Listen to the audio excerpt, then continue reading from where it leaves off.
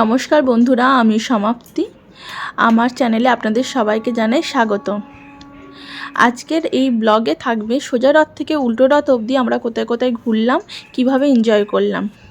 চলো বন্ধুরা, আজকে আমাদের ঠাকুর ঘরটা তোমাদের দেখাই। এখানেই জগন্নাথ, সুভদ্রা আর বলরাম আছেন, তার সাথে গণেশ আছেন, আর এখানে আমার গুরুদেব আছেন, লোকনাথ বাবা, এখানে মহাদেব আর রাধাকৃষ্ণ আছেন।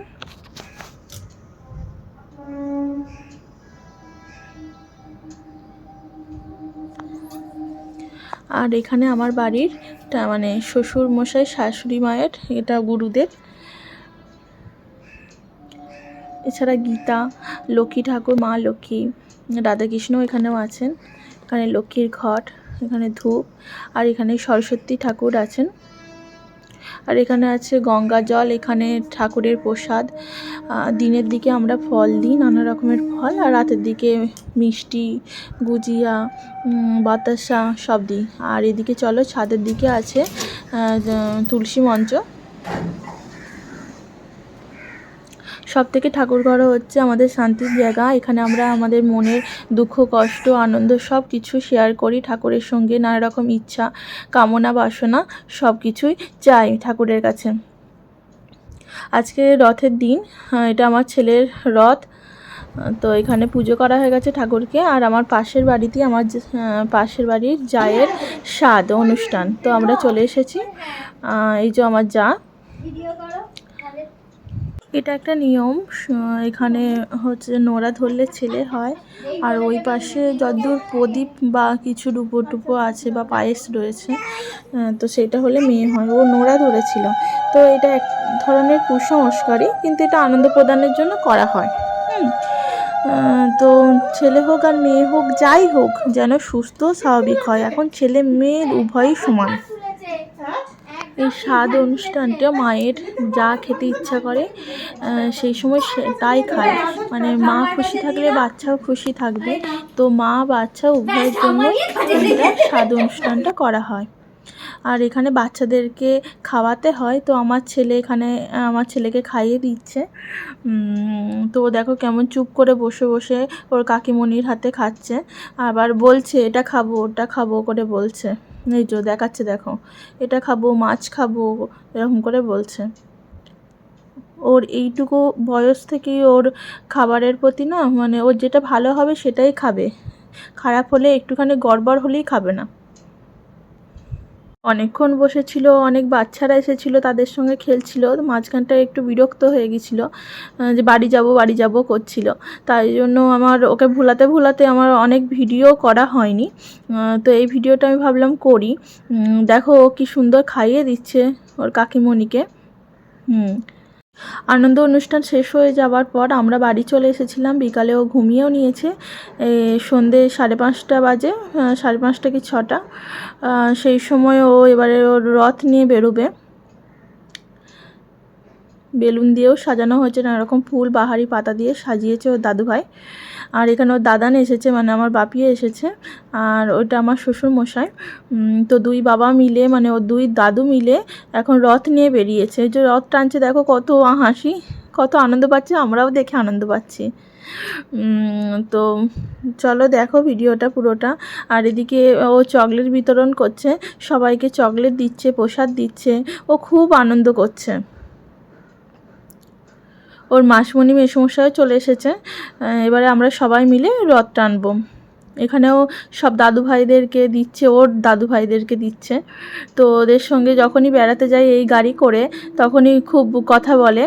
আর ওর গাড়ির সামনেতেই রথ বেঁধে দেওয়া হয়েছে। সবাই দেখছে, বলছে যে বাহ, খুব সুন্দর আইডিয়াটা। তো এটা ওর দাদু ভাইয়ের আইডিয়া। তো ও যখন হাঁটার পর একটু আর হাঁটতে পারবে না, তখন আমরা কোলে নিয়ে নেব, অথবা ওই গাড়ির মধ্যে বসিয়ে দেব। সবাই বলছে ওই তো জগন্নাথ। বললাম হ্যাঁ, বাচ্চারা তো ঠাকুরেরই সমান না। সবাই দেখতে দেখতে যাচ্ছে, আর ও আনন্দ করে বেশ টানছে, দড়ি ধরে টানছে। আর মিউজিক বাজছিল, মিউজিকটা আমি দিতে পারিনি, যদি কপিরাইট ক্লেম খেয়ে যায় সেই জন্য দিতে পারিনি। ওর পিছনে, ও গাড়ির পিছনে বক্স ছিল, আর এই গাড়িটা নিয়ে ও কিন্তু প্রতিদিন ঘুরতে যায়। আর ব্যাস অনেকটা হাঁটার পর ও এবারে রেস্টের প্রয়োজন, এবারে অনেকক্ষণ কোলেও নিয়েছিলাম, দিয়ে ভাবলাম গাড়িতে বসিয়ে দিই, বলছে গাড়িতে বসবো হচ্ছে বসো। গাড়িতে বসে সামনে রথ নিয়ে যাচ্ছে, আর আমরা টানতে টানতে যাচ্ছি। আর রথ মানেই তো মেলা, চারিদিকে মেলা আছে, আর এটা আমাদের বাড়ির পাশেই মেলাটা। তো রথটা টানার পর আমরা চলে গেছিলাম মেলা দেখতে। তো গাড়িতে উঠেছে, দেখো কত আনন্দ করছে।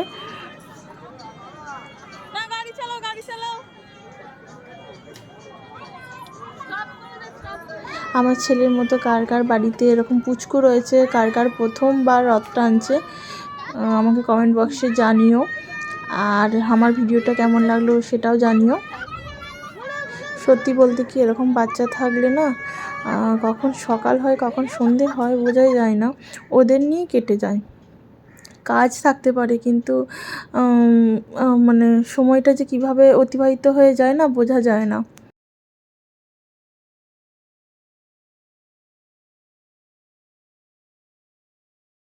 আমরাও মেলাটা ঘুরে ঘুরে দেখছিলাম যে কি নেওয়া যায় কি নেওয়া যায় না। সোজা রথ থেকে উল্টো রথের মাঝে একবার গিয়েছিলাম বাগবাজারে মেলা দেখতে।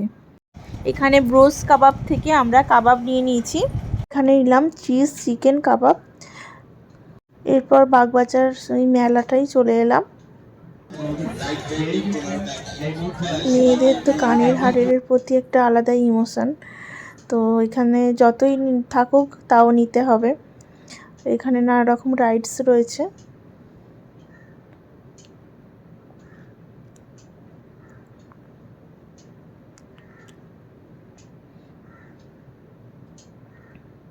মেলা মানে কেনাকাটা, মানে যেতেও ভালো লাগে। তো দেখি আমার ছেলে এখন কী করছে। আমার ছেলে এখন ওর বাবার কোলে শুয়ে নানা রকম জিনিস দেখছে। এখানে জগন্নাথ প্রভুর দর্শন করায় তোমাদের। এখানে পুজো হচ্ছে, আরতি হচ্ছে, সত্যি মনটা ভরে যাচ্ছে।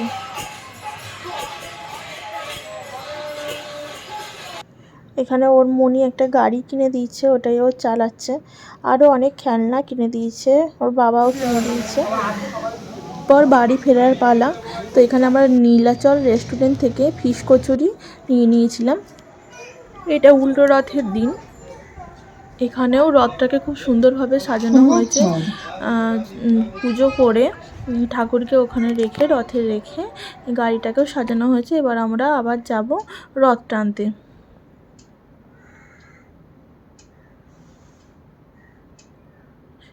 সবাই দেখো, ও রথ টানছে, রথের দড়ি টানছে। ও একাই চালাবে, মাঝে মাঝে একাই ধরে টান দিচ্ছে। ওর ঠাম্মি সবাইকে পুজোর প্রসাদ দিচ্ছে।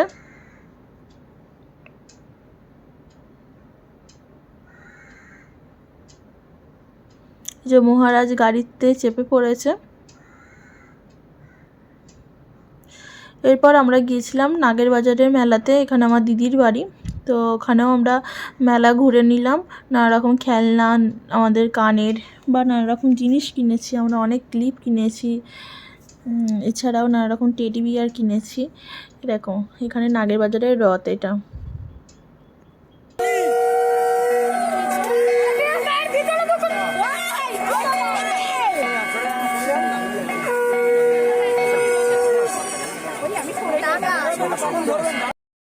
ভিডিওটা ভালো লাগলে লাইক কমেন্ট আর শেয়ার করবে, আর অবশ্যই সাবস্ক্রাইব করে পাশে থাকবে।